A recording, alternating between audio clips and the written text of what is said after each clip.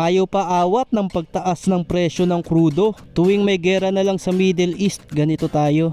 Apektado ang mga nagmamay-ari ng sasakyan. Imbes na yung budget na ilalaan mo sa ibang bagay, ay mapupunta pa sa pagbili ng gasolina. Pero kung iisipin, hindi lang naman ngayon nangyari ang ganitong krisis. Maraming beses na sa nakaraan at paniguradong mauulit pa sa hinaharap.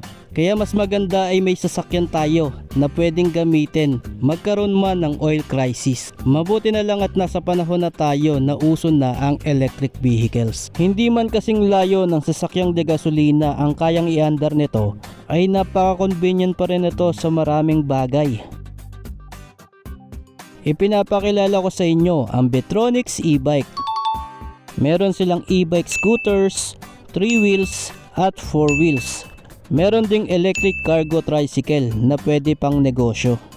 At sa video na ito ipapakita ko sa inyo itong Betronics Charis. Charis lang, walang pempengko. Napakaganda nga nitong electric scooter na ito. Kaya tara at sabay-sabay nating usisain itong Betronics Charis.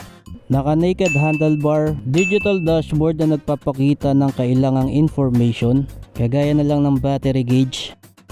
Naka LED headlight.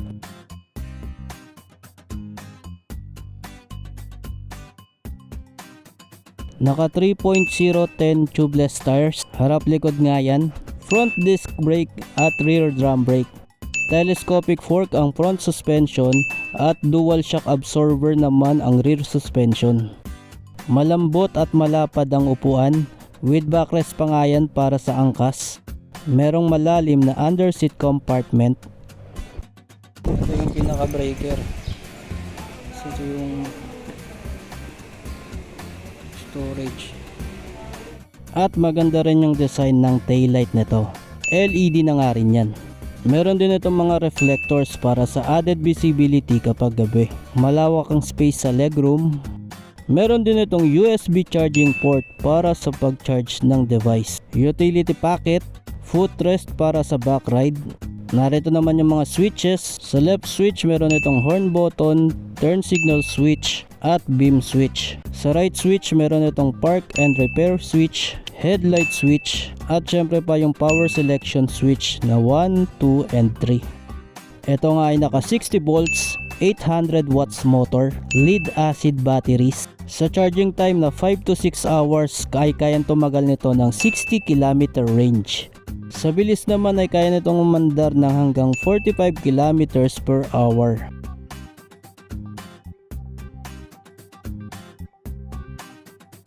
So far nga ay blue lang ang color variant nitong Charis. Kaya naman para sa safe, reliable and affordable electric scooter, dito na kayo sa Betronics. Etong Charis ay may SRP na 39,000 pesos at mabibili sa lahat ng Betronics e-bikes branches and authorized dealers nationwide. Open for cash and installment via home credit and bill-is. Kaya naman kung nagustuhan nyo to, get yours now.